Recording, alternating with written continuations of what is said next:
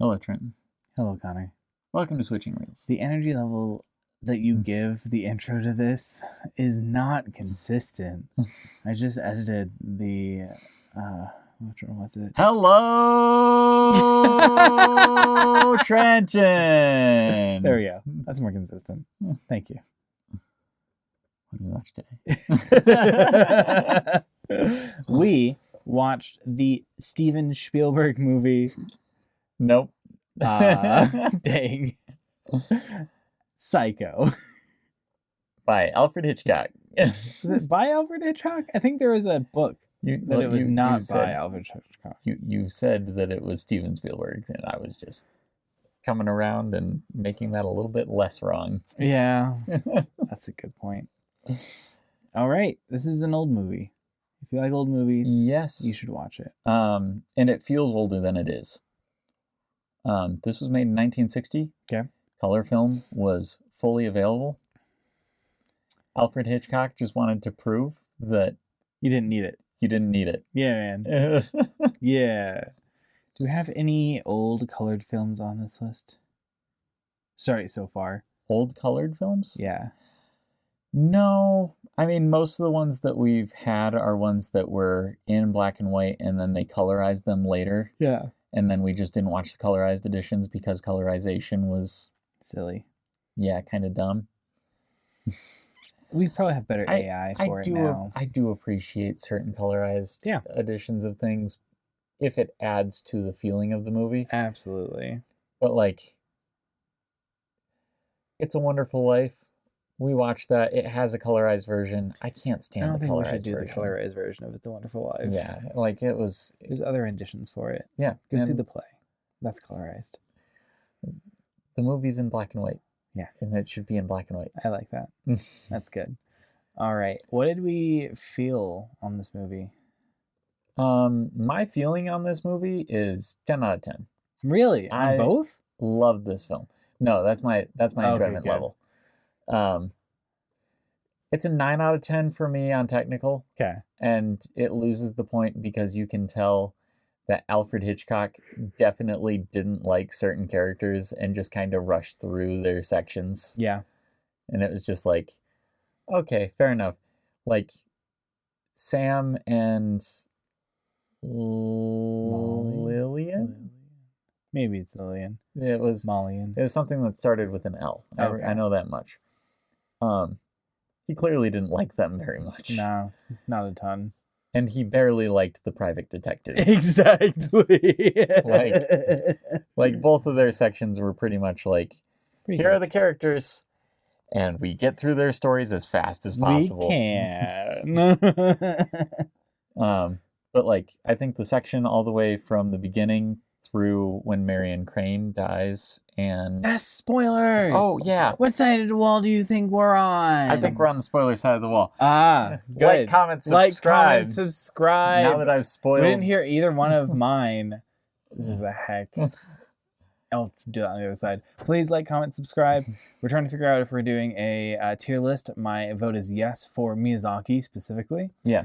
And sorry, Studio Ghibli to be even more general. But the Hayao Miyazaki films from Studio Ghibli, like 90% of them are on the list. So yeah, beautiful. I mean, we've got like The Boy and the Heron and The Wind Rises and Porco Rosso, and I think like that's it. That doesn't make... Oh, I guess Lupin the Third. I don't know what Lupin the Third is. That was his first film. Oh, yeah. Cool. Yeah, nope. So exactly. We are probably going to do one. So if you see a bunch of Ghibli films soon. Yeah. That's why. Well, I think if we do a bunch of Ghibli films, we should do it as one video, which is a tier list. That means we have to wait, how is that going to work? I don't know. I'm not sure. Well, then we'll talk about the logistics off screen. Sounds lovely. All right, going back into Psycho. Yeah. Anyway, my enjoyment was like an 8. Okay. It was an okay movie. Very much not bad. Yeah. But I got a little bored sometimes, and then I was a little let down that I predicted it at the end. I was honestly kind of surprised that you predicted it at the point that you did. Like, Yeah. usually your predictions are either like way earlier in the movie, Yeah. Or as it's happening. or like as it's happening. Exactly. This one you were like 10 minutes before, and I'm like, that's just a little bit too much before. Just a little bit too much before. Just barely. I would say for any normal viewer, this hits you like a freight train. Yeah. You would not expect the twist that comes. Exactly. I'll have to talk to my wife. I want to know if she knew, if she saw that one coming, because that's possible. She also, she's another one that like just will. She's like, oh, a twist? I know what happens at the beginning of the movie, and you're like, exactly. Ow. You're like, what do you mean? It's infuriating. We change POVs. You can't know what's happening at the beginning of the movie. With my wife, it's a different kind of frustration. She does not believe that the filmmakers will answer her questions, and so she's asking me what the answer to her questions are. And I'm like, just watch. Trust them. We're watching good movies, and therefore you can know they will answer your questions. And if they don't afterwards, then you can go and write an essay about it. Exactly, yeah. It's lovely. So, yeah, and then technical is higher, though, for me. I would say a 9.5. Like, they did everything here lovely. Yeah, my only point off of it is, like, again, sort of the feeling you get with certain characters that they're just, like, rushing them through the story. Yeah, I agree. Like, we do spend, like, it was so strangely like it's almost a pacing choreographed issue. Yeah, exactly. Like it's I wonder if that's from the book or if it is from Spielberg. It's possible. Sorry, Hitchcock. I find it more likely that it was from Hitchcock, just because of the amount of control that Hitchcock had over his movies. Like, basically, there are only two directors that I feel this way with, but if he or Kubrick does something and you're like, I'm not sure about that decision, you can almost guarantee that it was a director choice. Yeah. What did Kubrick do? We haven't watched any of his films yet, I don't think. We might be introducing you to him with Clockwork Orange, which I hope is not the case, because that is an intense movie and not one that I would ever be like, hey! Oh, one of the greatest directors of all time. Let's drop you into his most harrowing film. That sounds lovely. And not harrowing like Schindler's List, but like, I'm not entirely sure whether the director is endorsing this or not if I'm not paying very close attention kind of thing. Great. Yeah. I'm excited. Yeah. It sounds lovely. We might actually hit Paths of Glory first, which I think is a wonderful introduction to him. So cool. That's a sad movie, though. So we'll continue on your every movie, top 250 movie is sad, except for this one. Yeah. I was pleasantly surprised that this one was not sad. Yeah. Like, it was just a nice suspense thriller.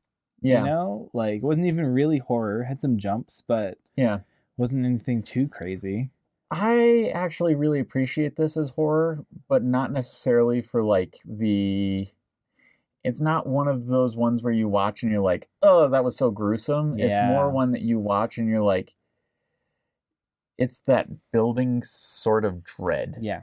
And like, I think the big difference with suspense is you're like, there's danger around somewhere. Yeah.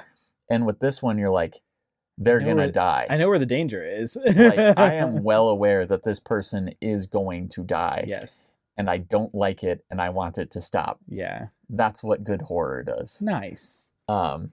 Whereas what good suspense does is, ooh, will they make it out okay? Which is why I don't find it as interesting. But, you know, I still like good suspense as well. It doesn't have a body count. It's a bad movie, says Connor. No. I just find the clickbait article I'm going to go and write for this. No, I just find the idea of knowing the end and having to watch it happen anyway. Yeah. I find that far more interesting than being like, oh, this is a yes or no answer that we kind of know the answer to because we're going to continue following these characters. Because we know the genre. Yeah, exactly. I find suspense more predictable than horror. Yeah, much more. Which is a strange thing to say, especially having juxtaposed it with right now. Like, yeah. But I love this film. This is a good one. I think better horror movie than Parasite for sure. For sure, I would agree that this is definitely a better horror movie than Parasite. Whose decision was it to market that movie as horror? I want to know. We want to know if it was your decision or you know whose decision it was. Please let us know so we can go and ask them. Actually, don't let us know in the comments. Go ask them and then post the comment. Come back. With Oh, I'd love that. If we can just have the answer, that would be great. Because that means we don't have to do work on our end. Yeah, I love that. Thank you, Connor. That's a much better idea. But yeah, this is almost a perfect horror movie, in my opinion. It takes you for a trip as well. You know, like where you end is nowhere near where you began. Yeah. Like nowhere near. Just like the plot was so simple. Everything was so easy. You know, this woman stole a bunch of money and she was taking it someplace. Yeah. And then she made a wrong turn and she died. Oh, okay. I'm in my summary. Yeah, there you go. All right. So, yeah. And then after she died, that's half of the movie. Only half of the movie. Because we go back to her boyfriend and her sister who are like, oh no, we can't find her. She stole all this money. And then there's also a private investigator who's like, oh, I think I know where she is. And then he finds where she might be and then also gets stabbed. And then, and that's the sound that you have all the time. It's the second time. That's the second time you hear it. Happens so many times. I think only 3. But it happens so many times. And then they're like, oh no, there's 2 guys gone. How could that happen? At the same place. I don't know how that could happen. So they go look in to see how it could happen. They go there. They're married. Then they're not married. They're not married. And they scout out the place. And then they find the very dead mother. But she lives on in the heart and mind of her son,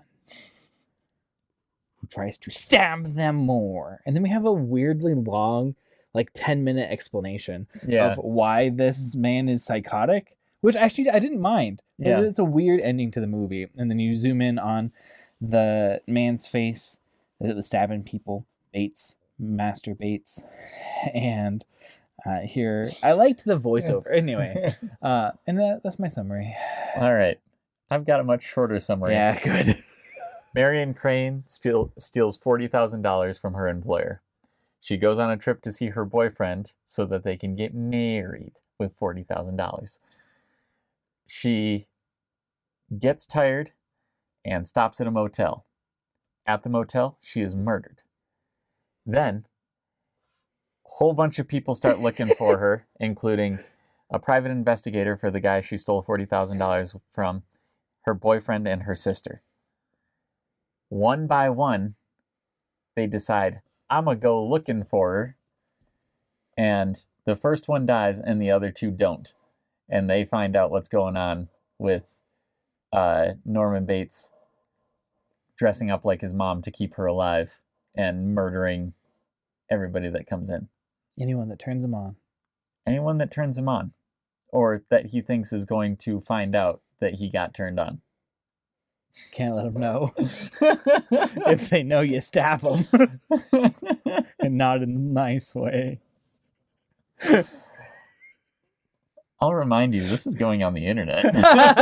I mark every one of these explicit. Oh. I marked A Spirited Away explicit, even though I'm pretty sure we didn't curse. Oh, that's fine. I mark all of these as not safe for kids. Did not make this as with kids as the intended audience. In fairness, any time that we're having a conversation, there's a good chance that just something will be said that is not appropriate for children. Yes. So if you're a child, stop listening now. Yeah, why are you here? Why are you even... Why have you gotten this far? Away. We'll talk to you later. We'll talk to you later. And not during the Pixar episodes. Those will very likely be as explicit as this. Yeah. But yeah, I think that this is nearly a perfect film. Yeah. It's really good, actually. Like, as we're talking about it, I'm like losing some of my animosity. So it's gonna. I think I'm gonna go and rise up to a 9 by the end of this episode on enjoyment, and I'll be at a solid 9 on both. Yeah. I think another thing that's important to understand about this film, just from a history standpoint, is like this was super edgy for its time. It feels edgy. Even Like, now, it still feels edgy. in a some little ways, bit, yeah. You know, like But like not like 7 edgy. There's no nudity exactly. Not exactly. Which was important for the censor boards at the time. Yep. The violence is Off screen. Yeah-ish. Like, it's bad. It's like show violence, but worse. Yeah. And then there's blood and they're dead. Another thing that I found really interesting is, I can't remember where I heard this, but there was somebody talking about the first time that they saw this in the theater. Mm-hmm.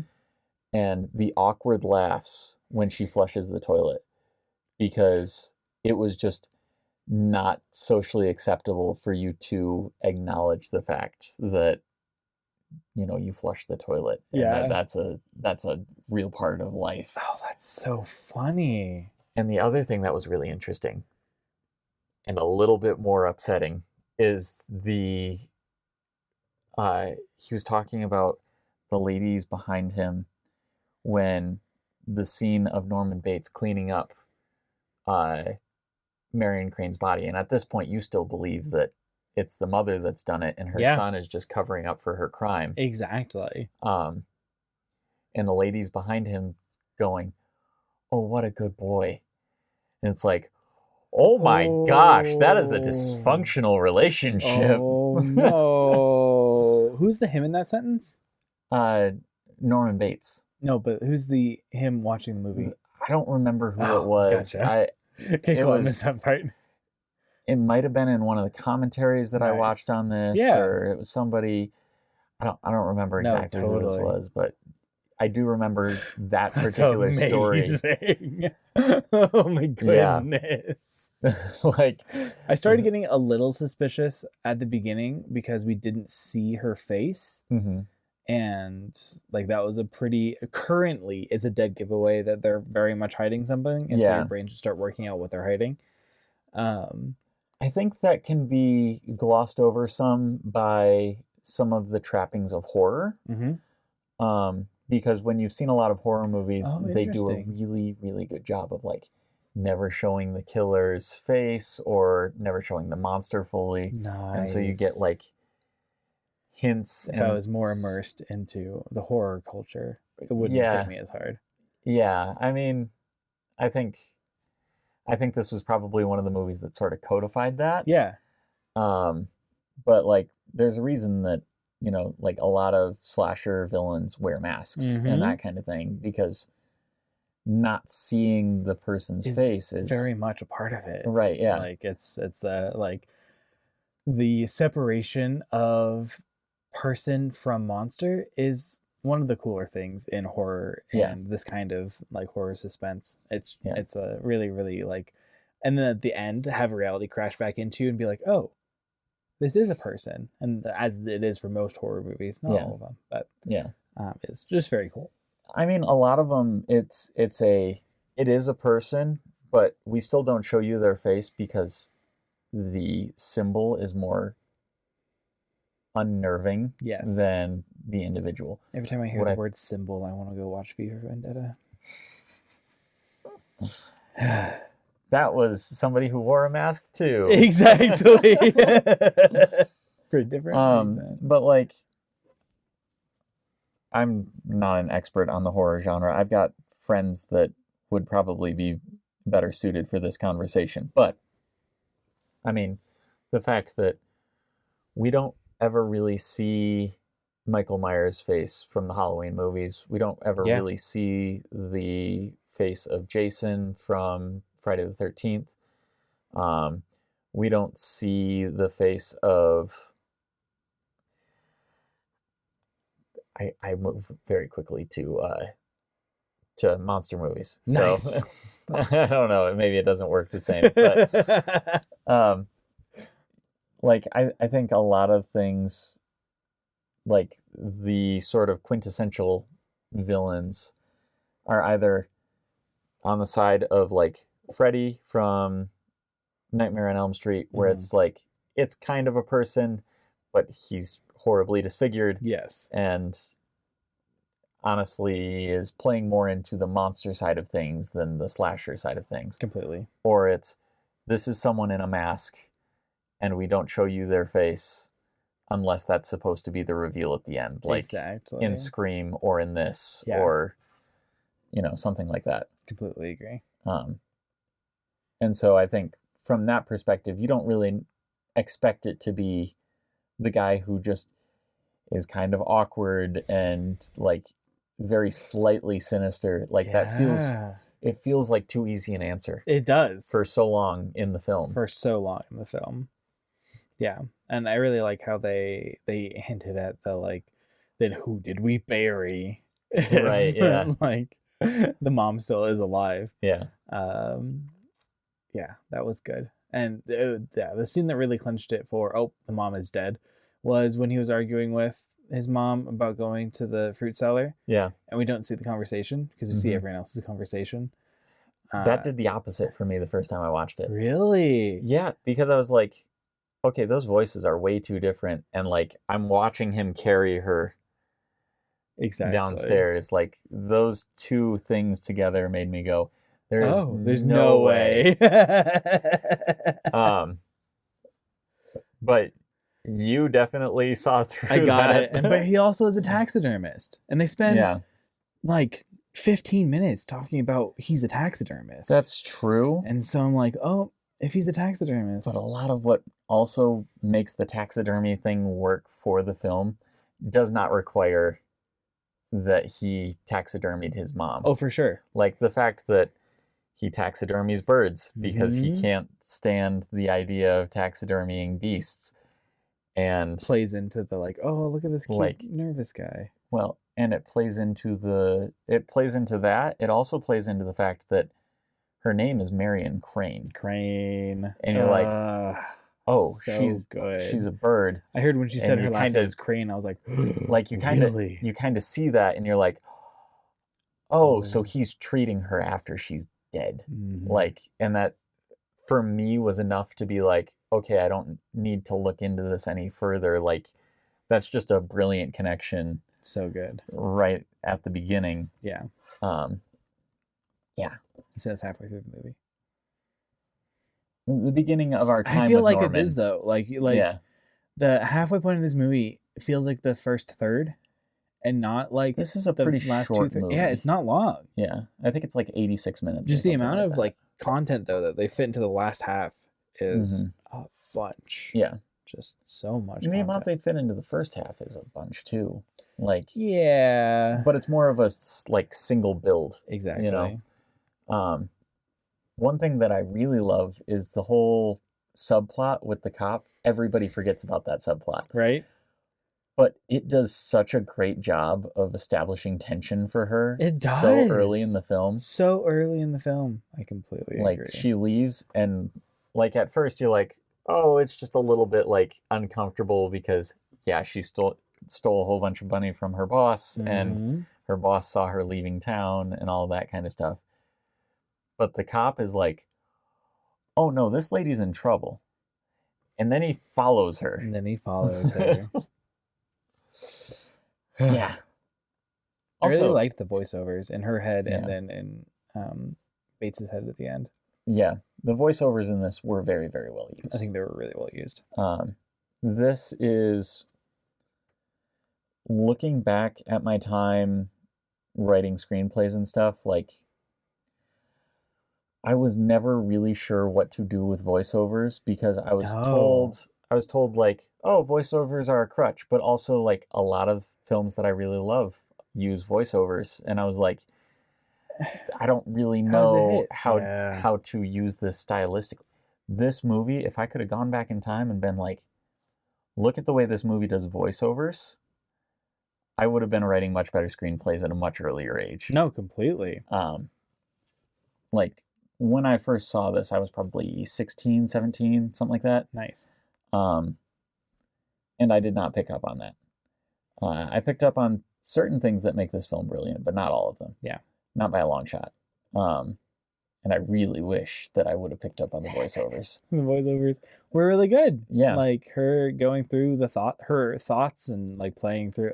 It was just. Well, they add to the atmosphere of the film. Yeah, they do. Her thoughts when she's leaving are all adding to sort of this tension that's building inside of her as she's like trying to deal with the issues that she has going on morally inside. And then the voiceovers at the end are supposed to instill the audience with dread. Yeah. Because like it seems so almost pleasant and normal. Exactly. When that feeling is so out of place with this guy that you've just seen murder at least 2 people, and he's murdered 4. more. Exactly. And 6. Like, yeah, it's a very, very interesting way to use voiceover, and super cool. I wish I would have picked that up from an earlier age. Completely. I also wanted to talk about the acting in this. Yeah. Especially for the era that this came out in.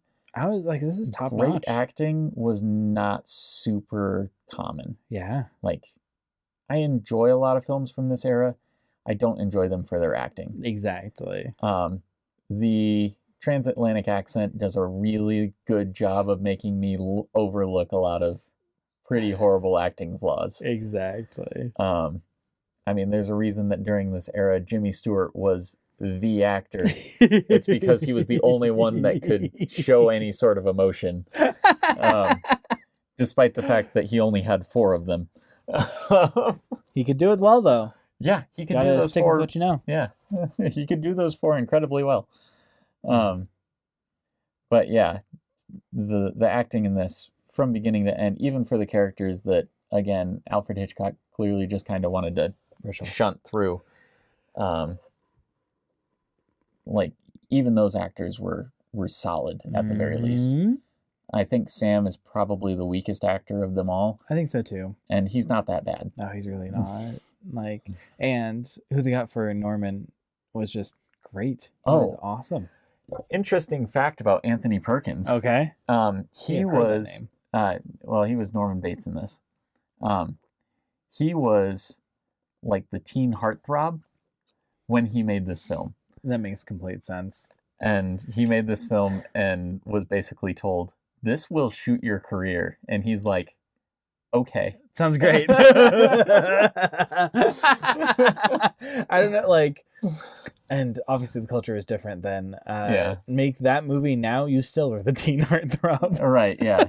You have the Robert Pattinson thing going on now. Exactly. Like, actually, weirdly, while I was watching this, I was like, I kind of see some parallels between Robert Pattinson and Anthony Perkins. And like the idea that, yeah, he was just this like teen heartthrob sort of thing. And then he started taking roles that were really dark and just completely shed that sort of persona. That's so good. And proved that he was an incredible actor, despite the fact that he was in some not incredible films early in his career. Yeah. Yeah. He did so well. They also just long story short, I love Robert Pattinson now. I didn't love him a few years ago. I like Robert Pattinson. But I also like Twilight. So that's fair. He didn't. But that's okay. No, he didn't. He really didn't. He really didn't.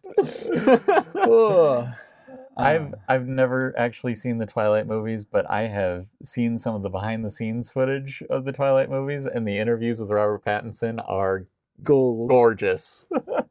He was so good. He was so mean. I liked their, like, because in retrospect, they did a lot of really cool foreshadowing about like, oh, this guy is unstable.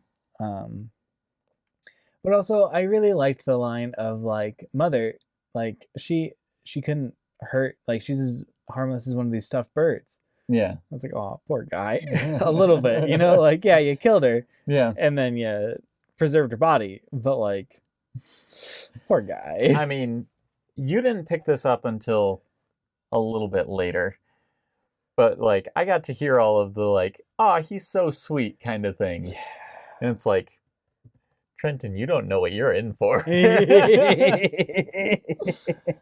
And I kind of love that. I'm so glad. I do love the fact that going through these, there are so many firsts for me because it just makes it so fun. Well, and I went through this, and like a lot of these movies I've been spoiled a little bit on, and I did everything that I could to forget the spoilers that I knew. This was one. Usual Suspects was one. I'm sure there are others that are just not coming to mind. But like those ones, I kind of knew what was going to happen, and I was able to kind of gaslight myself into not knowing, so that I could enjoy the film. But going into some of these films with you and knowing like, okay, you haven't just sat and watched hours of like YouTube analysis videos on how to do these different things, and they use this as examples and that kind of stuff. Yeah, it's just really cool to be able to watch you like just be blindsided by something, or more often than not, figure it out 10 minutes before. So I still get 90% of the reaction, but I don't get the shock that I'm hoping for. I can't wait for like the true shock. Like that's hard to hit for me, and I'm looking. It's gonna be great. I'm sure there will be a few. Yeah. Memento, I expect to be one. For no other reason than that movie is impossible to figure out while you're watching it. Nice. And it's part of the reason that it's my favorite movie of all time. So I think I've told you about the structure of that one. I think so. Each scene takes place after the next scene. What? It's kind of hard to explain exactly, cool. But the first color scene takes place at the end of the movie. Oh. And then the next color scene is the scene before that one. Nice. And so on and so forth, because you're following a guy with short-term memory loss. And so, like, every time you start a scene, you're like, okay, how did he get here? I've kind of just been thrown into the deep end of the pool, and I got to figure out what's going on. Oh, that's cool. Just like he is. That's so cool. The difference is you can remember what happens next, whereas he doesn't know. Yeah. Poor guy. Also, there's black and white scenes that kind of go backwards, but it doesn't really get into it the same way. It's a little weird. But it's a great film. I'm stoked. And I'm very excited for that one, because I do not believe that you'll be able to predict it at all. I'm so excited for that. I'm also looking forward to Requiem for a Dream, but only because I like the song. Requiem for a Dream is a roller coaster, and it is an experience of a film. I don't think it's a great story, but it is a great movie, and it will make you feel things you didn't want to feel. Nice. Stoked. All right. What else do we have to talk about here? I mean, we kind of touched on themes, but themes aren't really super important to this. They're not exceptionally. There's a lot of motifs in this film, but not a whole lot of themes. Yeah, like doors. There's a lot of doors in this. At least 12. I don't... All of them vacant. I don't know that counts as a motif or a theme. The cars have doors. There's that really big door to the house. Yeah. There's doors in every movie. Star Wars has doors. I want to find a movie without doors now. There's that one submarine one. They're just in the submarine. There'll still be doors in a submarine. Do they have to open them? Yeah, you normally actually seal them so that if one part gets breached, it doesn't flood the entire thing. Right, yeah. Dang. I'm sure that there are some Westerns or survival type movies. Doors. Very few Doors. My first thought was There's a movie called... I can't remember. It was a Robert Redford movie. It came out in like 2015, 2016. And it was all about him just surviving on a boat. Ooh. But there was one door. Yeah. There was a door to his cabin. Got to work on that. Basically no dialogue, but there was a door. If you guys know of any movies that don't have doors, let me know. Does cave movies. Does Tarzan have any doors? I think that they have a house. I think there's a house. Oh. Like a tree house. Like in the Swiss Family Robinson. Yeah. I'm sure. Land Before Time. Land Before Time has no doors. doors. Completely agree. There we go. We found, and therefore dinosaur as well. Yeah. I try to forget that one. I love dinosaur. I loved it when I was a kid. I've tried to go back and watch it, and it was one of those moments where I was like... proof of no nostalgia. Dang it. Right. That was one of those moments where I was like, I love this movie. And then I got 5 minutes in, I'm like, what was wrong with me? Why was I a child?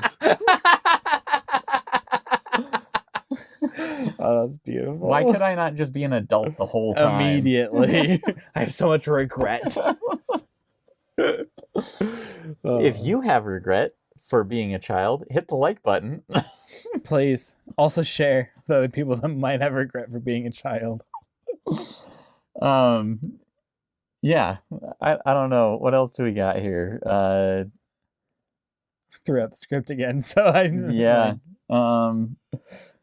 Our next movie is Gladiator. Ooh. Is he, though? Is he Gladiator?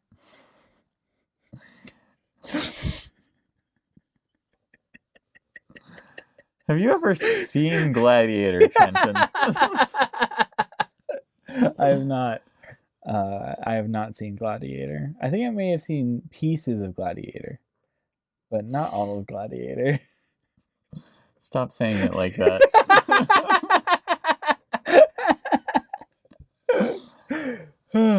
Apparently you're not. I have seen it. I quite enjoy that movie. Good. I'm excited to watch it next time on Switching Reels. Let's end this now. How do we end it?